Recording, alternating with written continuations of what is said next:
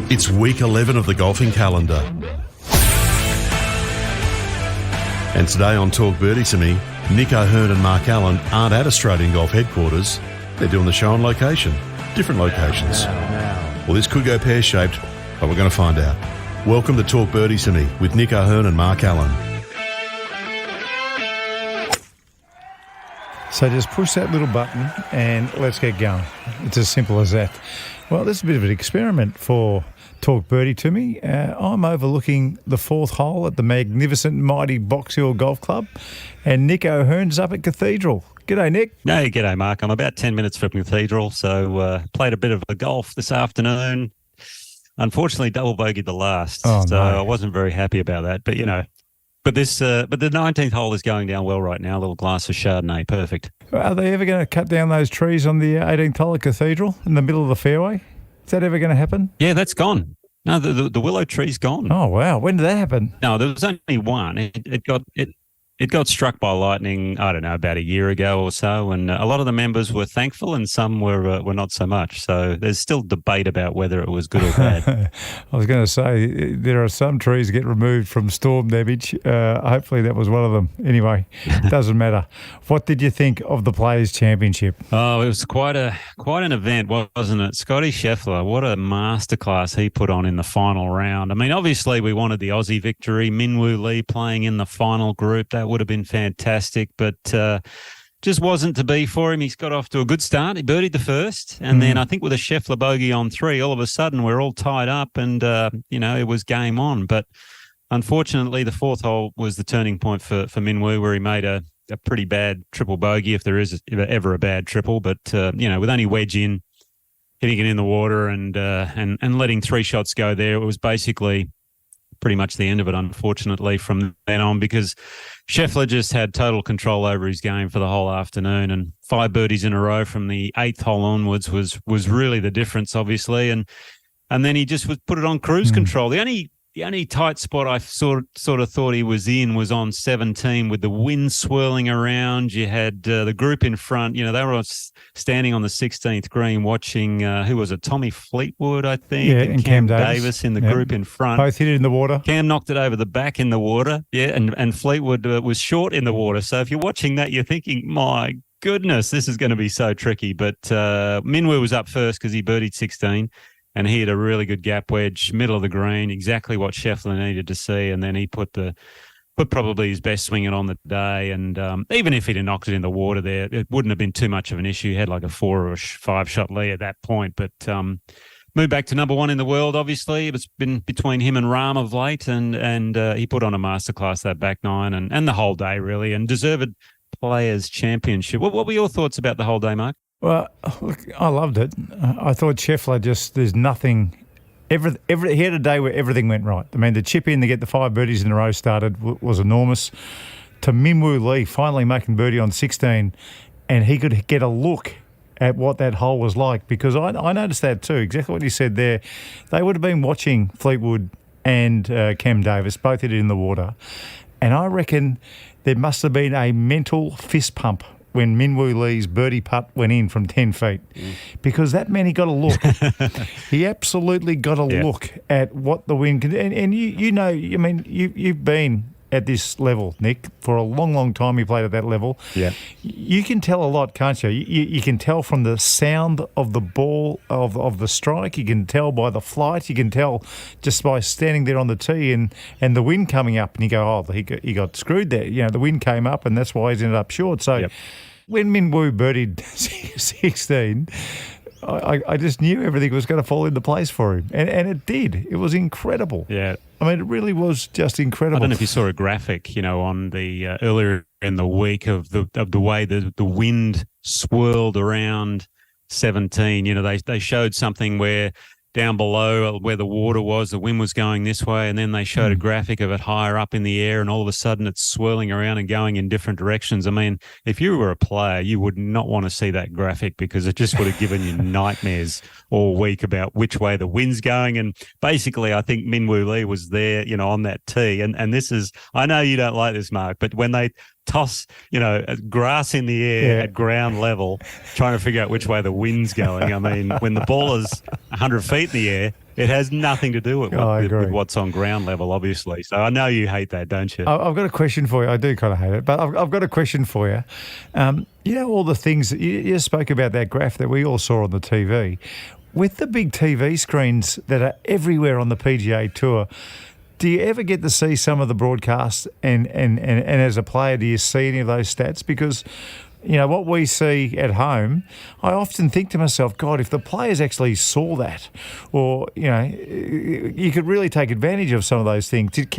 Are those things shown to you when you're actually playing? You actually can see those things. I mean, they have the screens all over the golf course, as you know. But generally, when someone's playing, they will turn them off. But between shots, you can see all the data and all the statistics coming on of how many balls are in the water and someone's hitting a shot here or there. But yeah, no, it is there for the players to see if they did want to. I mean, it's probably similar in baseball stadiums and basketball. They can watch the replays and things like that, I guess. But there are certain things you want to see and some that obviously you don't. But, going back to Scheffler, what an incredible run he's had. I mean, 6 wins out of his last 27 starts, I think. I mean, he started his run last year in Phoenix. Yeah, last year in Phoenix he won, and he won 4 of 6 events, including a Masters. And then this year again, he won Phoenix again. So the signs are there for another big run. But it's been basically between him and Rahm as to the number one spot in the world. And then you've got, in a way, a bit like tennis. In tennis you have Federer,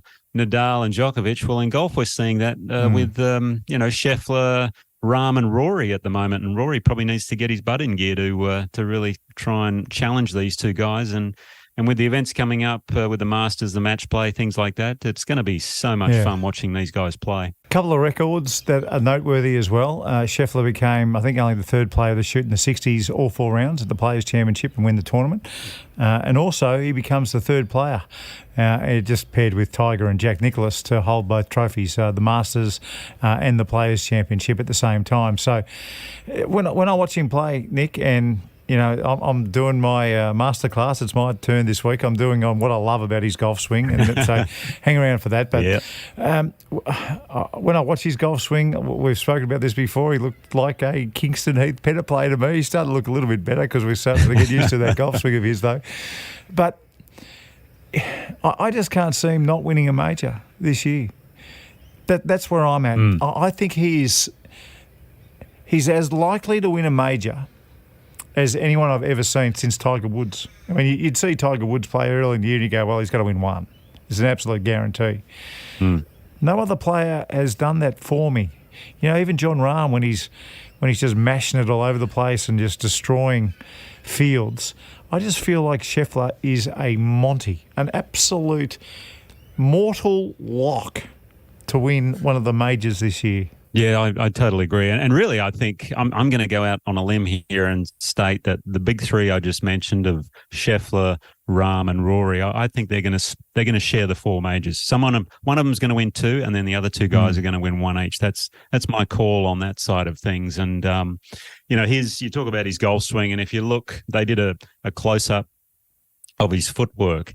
And if you watch that back foot, it slides a good foot and a half on the follow through. It is amazing, but it's almost a bit old school. If you watch, Norman back in the day or Mark Calcavecchia, those style of players, it was a bit of the norm. And in the modern era now, it's very rare. And in a way, I think it's a great thing for golf because it just shows that it doesn't matter how your feet and everything are moving as long as it's moving in the right direction.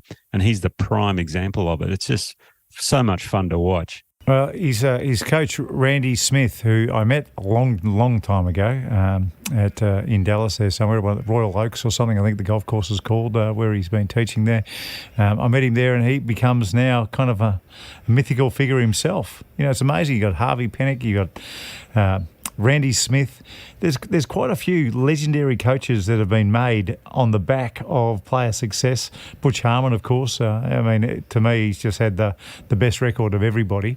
Who are the legendary coaches that you'd see on your PGA Tour travels? Oh, in the US, Sean Foley was around quite a lot because he had Hunter Mahan and Justin Rose and Tiger Woods for a period. Obviously, Hank Haney. Whoever Tiger was with at the time. Obviously, Butch Harmon to start his career, and then through the middle part it was Hank Haney, then Sean Foley, and then he's been doing it a lot himself of late, obviously. But yeah, those sorts of style players. But I think on a local front, I mean, I tell you what, Grant Field, he's really got a lot of players under his wing. Obviously, Cam Smith's his big guy, but Louis Dobler, who just won in New Zealand as well, he's another one that's coming through. But Grant has a lot of good players, obviously, here in Australia as well. But just going back to Sawgrass, I wanted to sort of ask you a couple of things. What do you think about that 17th hole, the par 3? It's the best thing in golf this time of year. I absolutely, I cannot love it anymore. I reckon the first time I saw it, I thought, wow, it's kind of a bit gimmicky.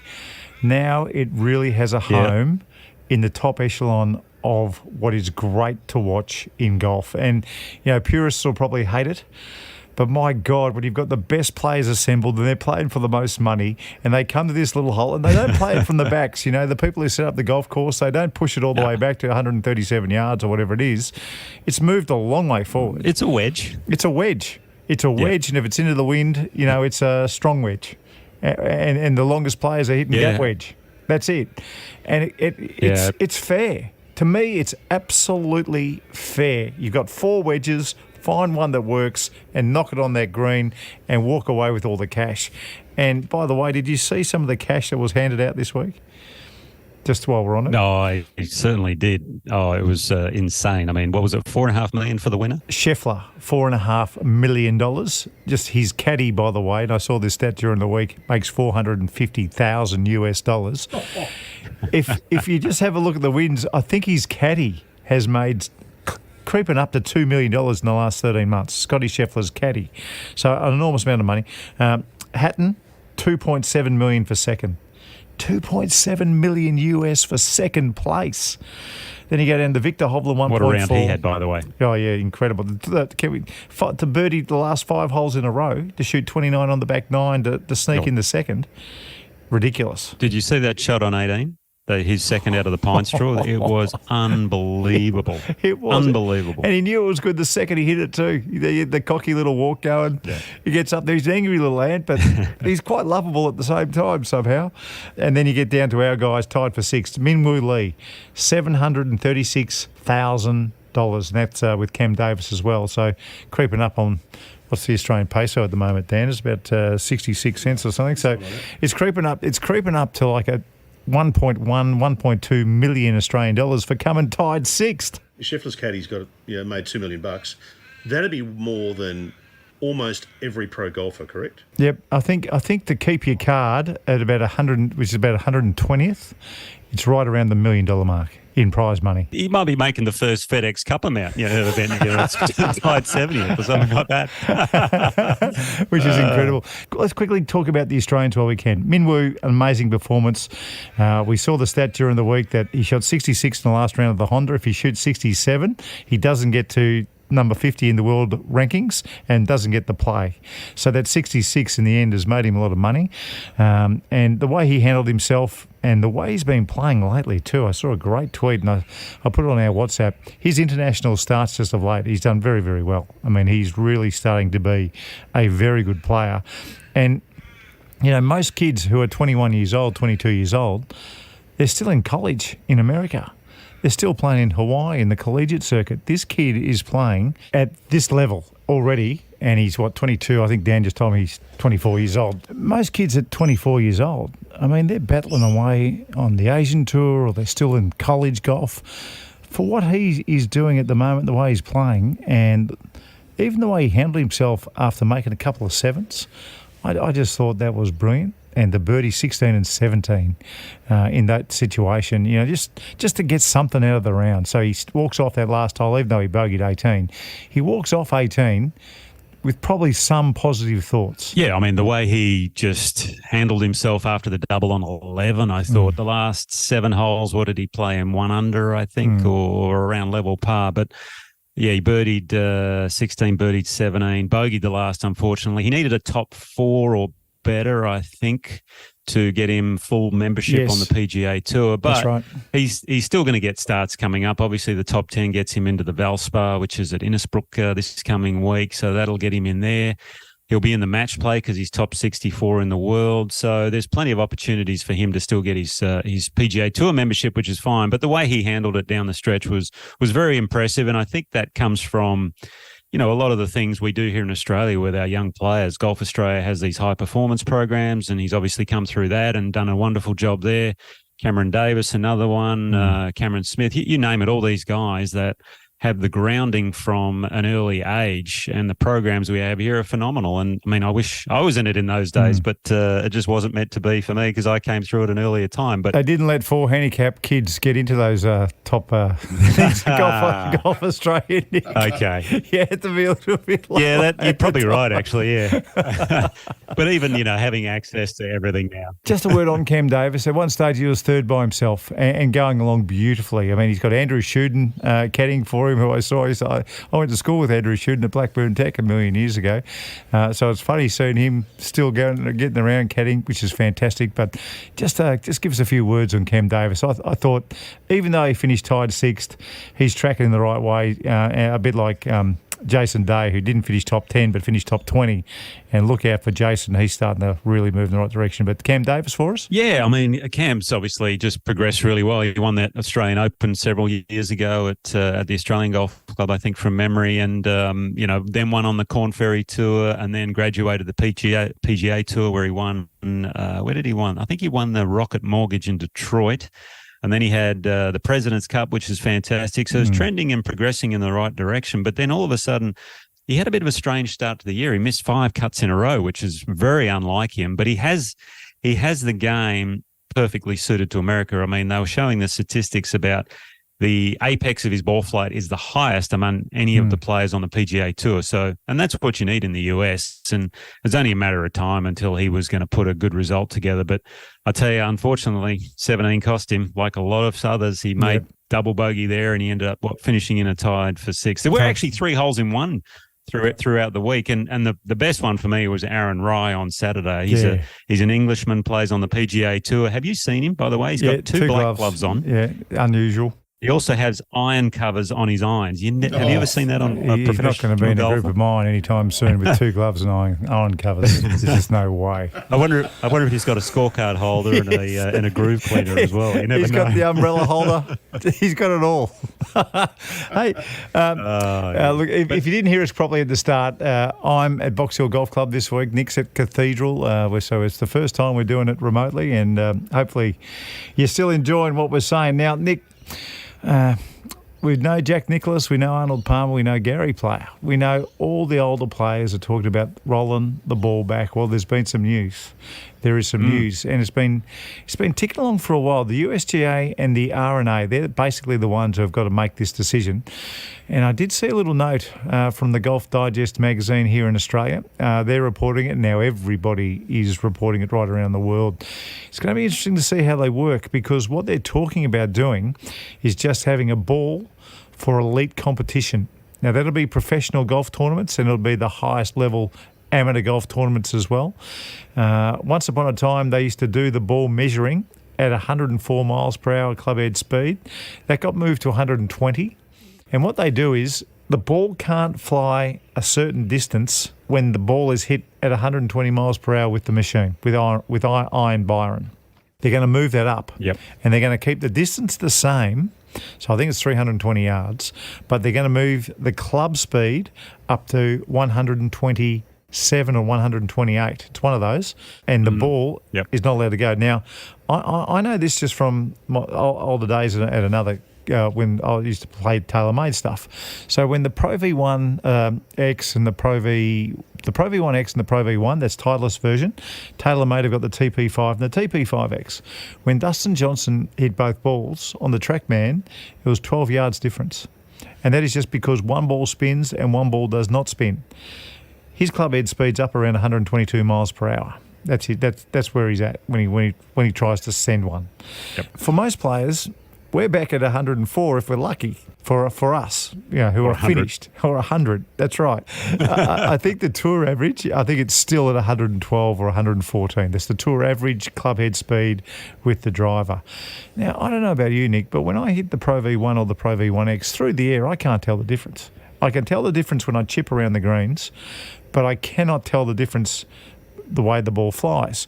And I'm being told that that's by design. It exponentially helps the really quick club head speeds.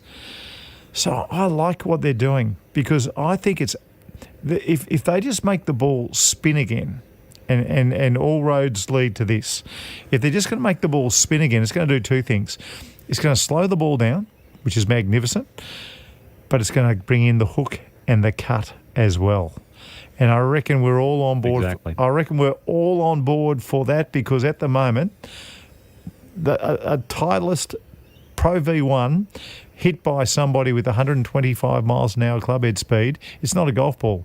It is a Scud missile, and it just does not stop. Yeah, no, I'm with you. And I've been for bifurcating the rules for a little while. I mean, in my latest book, I wrote a bit about two things that I think should happen is, number one, make the ball spin more. I mean, it can still go the same distance. I don't care as far as if it goes the same distance, but if you make this ball spin more, all of a sudden it's going to go offline quicker. That's right. So that means, yes, if you want to go at it really hard, that's fine. And if you hit it flush, well, fantastic. But if you have a slight mishit or you don't quite catch it, it's going to go sideways on you. So that's number one. And then number two is all to do with the size of the driver, really. I mean, they're up into over the 400 cc's or whatever they are these days. But if you roll that back to around 300 or under 300, then all of a sudden there's a premium on hitting the center of the club face again. And the reason these young players can go at the ball so hard and create these swing speeds. Now, you were talking about the PGA Tour average around the 114 or whatever, but you know, there's some scary statistics around the Corn Ferry Tour players, who are the up-and-coming and the college players, and they are hitting the ball much, much further than the PGA Tour players.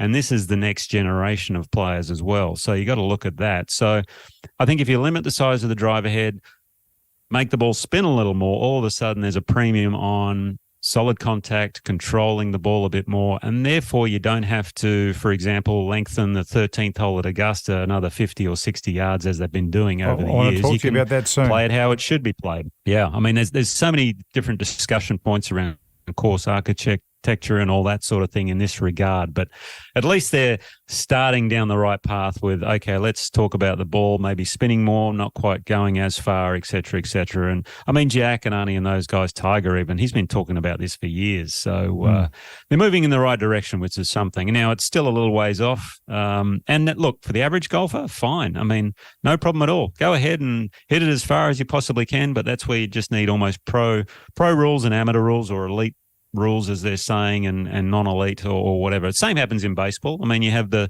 wooden bats for the pros, and everyone else, they can use aluminium. So it works in a lot of different sports. There's a couple little headaches just reading the articles that are coming out, because if you want to qualify for a US Open, say, or if you want to qualify for the Australian Open, that's still handicap based. You know, you've got to be on +2 or something to enter. So that's got to change, because if you're playing in the Wednesday comp, for instance, the Wednesday Stableford comp, and you're allowed to use whatever the hell you want, then you can get down to that +2. So I'm not sure how they're going to do it. I think they're just going to leave it. They'll probably just leave it. But there are question marks like that do make sense to me. I think it's just really easy. I think it's as easy as pie. If you're going to play in a professional event, use this new ball. If you're going to play in an amateur event where it's a scratch event, and not the club championship, for instance, then you just use this new ball. And I think in the end, Nick, if I was an amateur coming up and I knew I was going to turn professional, then I don't use the Pro V1 Super Ball. I use the pro ball that I'll be using when I turn pro. Yep. I think that's as simple as that. And unfortunately, that's just the way it's going to have to be moving forward, because I think the club makers, Titleist and Callaway and Shrixon and all these guys, I think they're going to have a say. So if they're going to make two balls, let's make two balls. Let's get it over and done with, and let's bring some of these golf courses back. So, like you say, you don't have to lengthen the 13th at Augusta by 50 yards. Yeah, I mean, the manufacturers will definitely have a say. Don't worry about that, because they're the one that are driving the dollars and cents in all this sort of thing. But the thing is, it's only really going to matter for people who have swing speeds of 115, 20 mile an hour anyway. For us who are at 100, 105, we're not really going to lose any distance, maybe a few yards, but not like 20 or 30, which the long hitters will eventually lose. Okay, now we've got to have a break. It's been a long night. It's been a long, busy 9 holes. But I can tell you... We were grinding for pars there. We got some big feedback. We got some feedback for the editor coming up next. Let's just go in and have a nice little sausage roll and a drink, and I'll see you on the 10th tee. You're listening to the Talk Birdie To Me podcast with Nick O'Hearn and Mark Allen. If you're enjoying the pod, share it with a friend and help spread the word. Righto, get your driver out and let's see if you can get some clubhead speed past 102, Nick, because we've got a big second half of the program on the way. I'm at the Box Hill Golf Club here in Melbourne. It's beautiful. You might be able to hear some birds. I saw a rosella just flying past a second ago.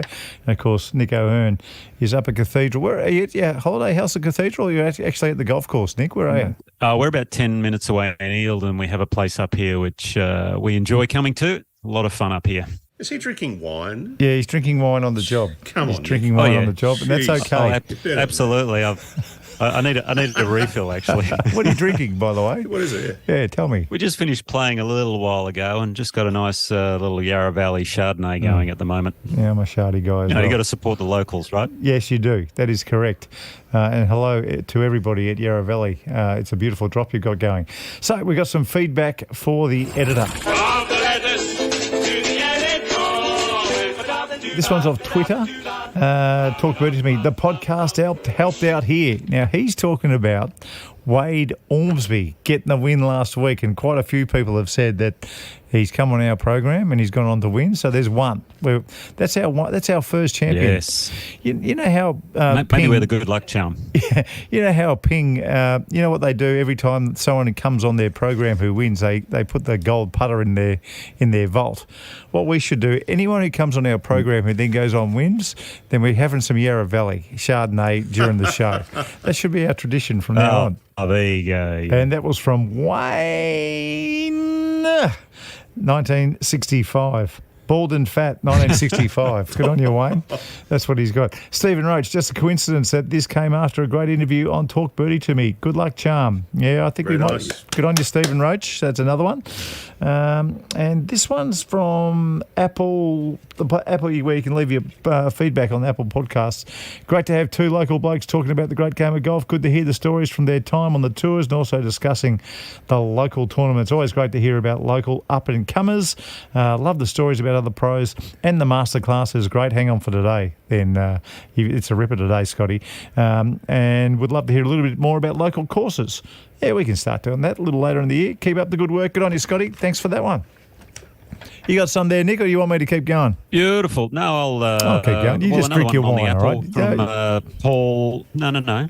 You just hang on. You just take a break, mate, because this one's going to be about you see. So this is from Paul Marshall. Love the podcast. Long live Talk Birdie To Me. And a couple of blokes and a couple of beers, which is your other podcast going at the moment.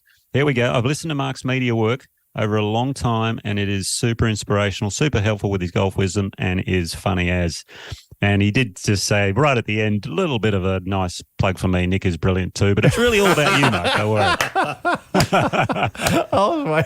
Did Nick add that on? I was waiting to see how you're going to get that in, but you did well. Rory the Hammer. What's this now? Now, why isn't the bloke on the right wearing the name tag too? Now, this was in regards to your picture with Clint Eastwood last week. Why didn't Clint have a name tag on? He doesn't need a name tag. He's the last bloke. Well, in the I don't think world. Clint Eastwood. I think he certainly doesn't need one. And if you upset Clint, well, he'll say, well, what's his catchphrase in there? Is well, do you punk or something like that? So, you feeling lucky, whatever punk? it was. And this one's from Bahama Golf Pro. We would love to see Paige on your podcast, Paige Spranovic. She's all over the country at the moment. Bahama Golf Pro, yes, it would be wonderful, but she's very expensive, I'm told. So we won't be able to get her on the podcast, unfortunately.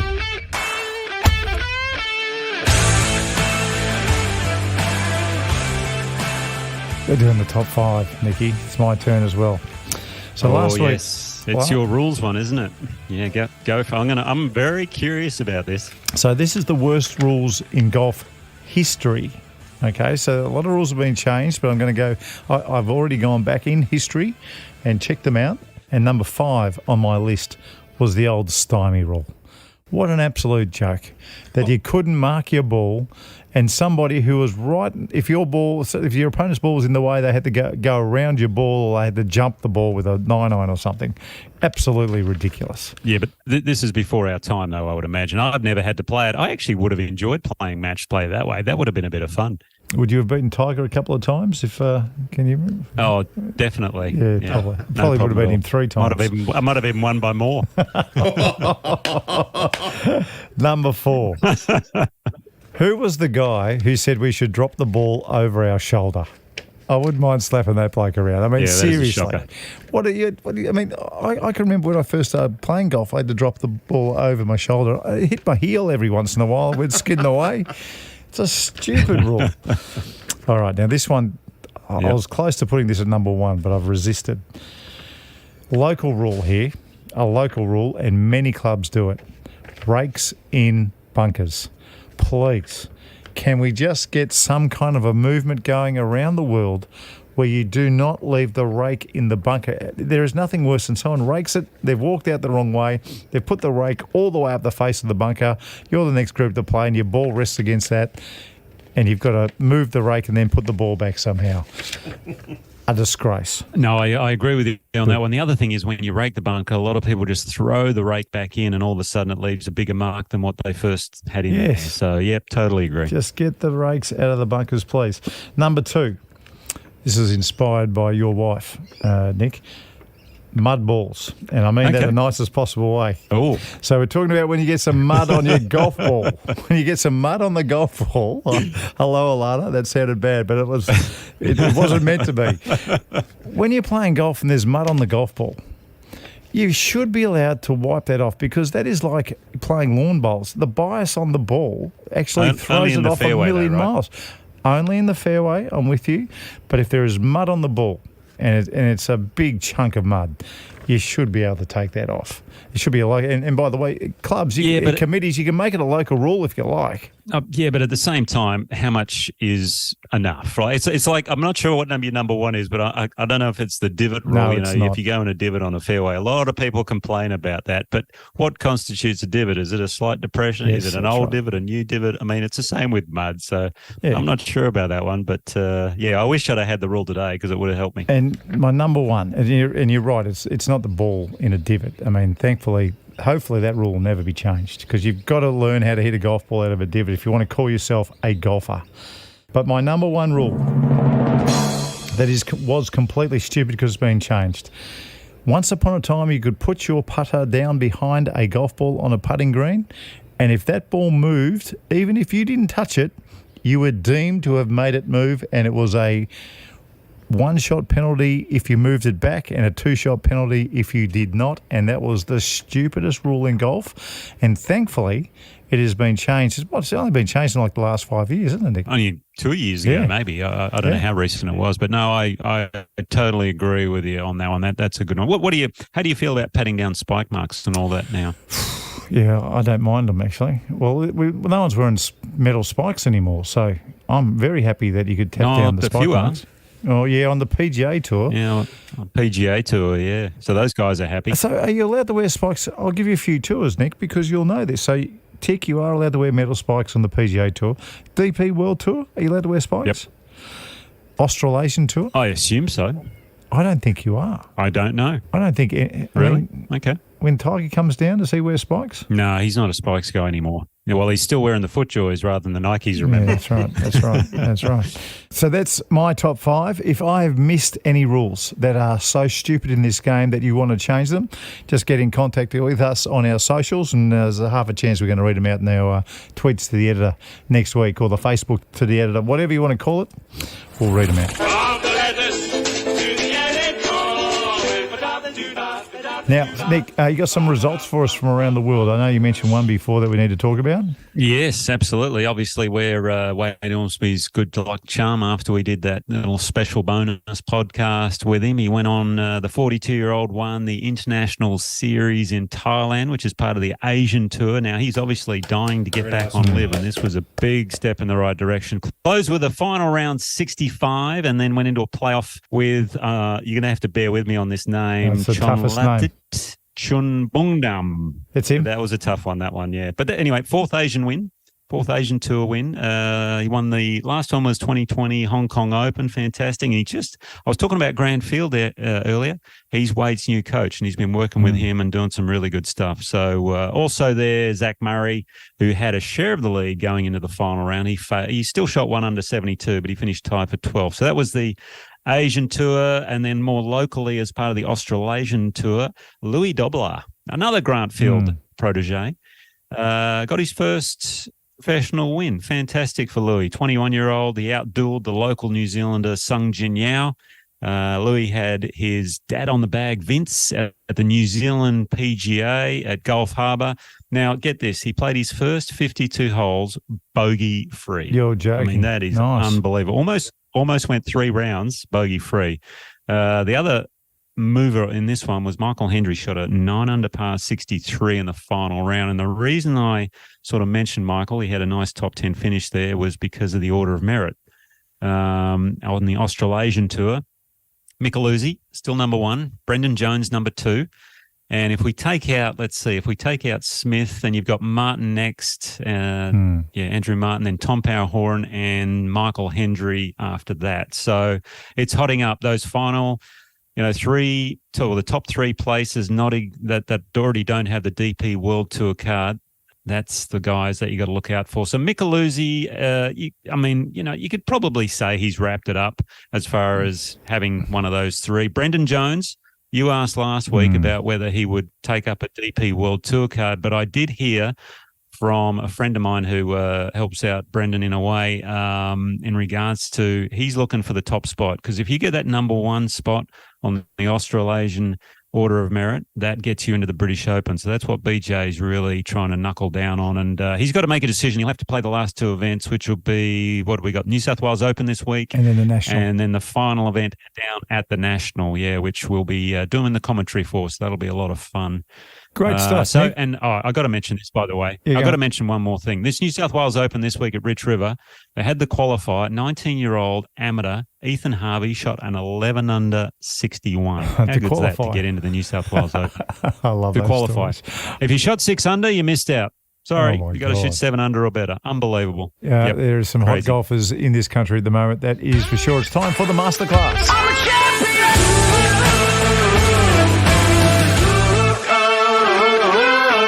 Rightio. I didn't think after sort of half criticising his golf swing that I'd be making my masterclass. It's so quickly about Scottie Scheffler's golf swing. I'm going to start this a different way though, because when I turned pro in 1990, Roger Davis was the best golfer on our tour, and the best young golfer coming through was a guy called Todd Power. And I loved Todd Power. I loved him. He used to win tournaments in Canada. He was winning tournaments all over the place.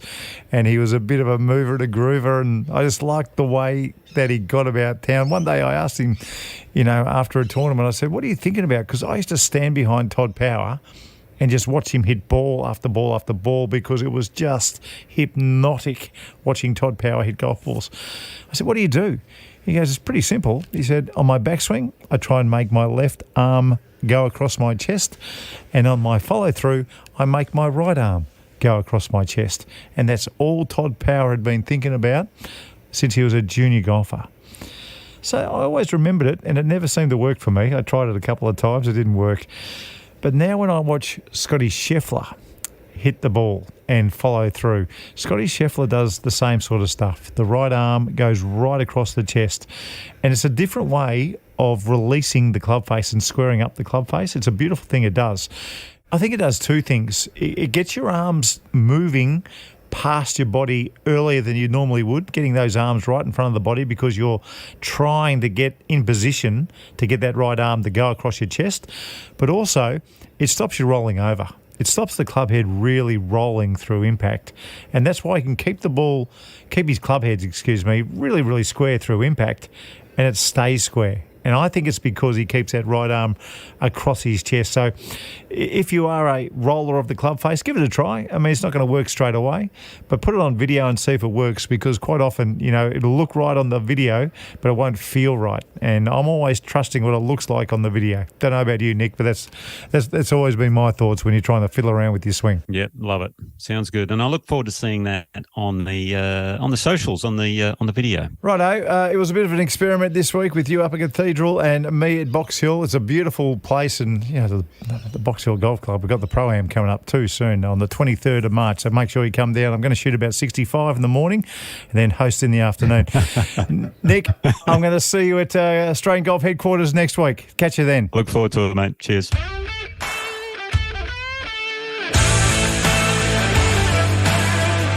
And you can subscribe to the Talk Birdie To Me podcast wherever you get your podcasts, and you'll never miss an episode. Oh, and if you rate it and leave a review, that'd be really helpful. We'd appreciate it. Different show this week. Nick from Cathedral and Mark from the 4th hole at Box Hill Golf Course in Melbourne. But next week, we're back at Australian Golf Headquarters, the home of the PGA and Golf Australia.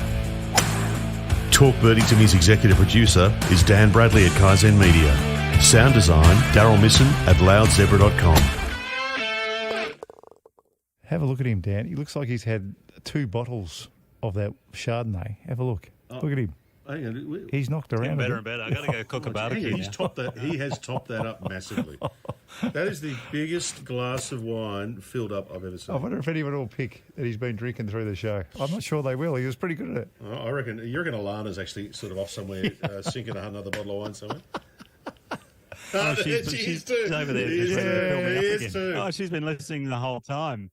She was trying not to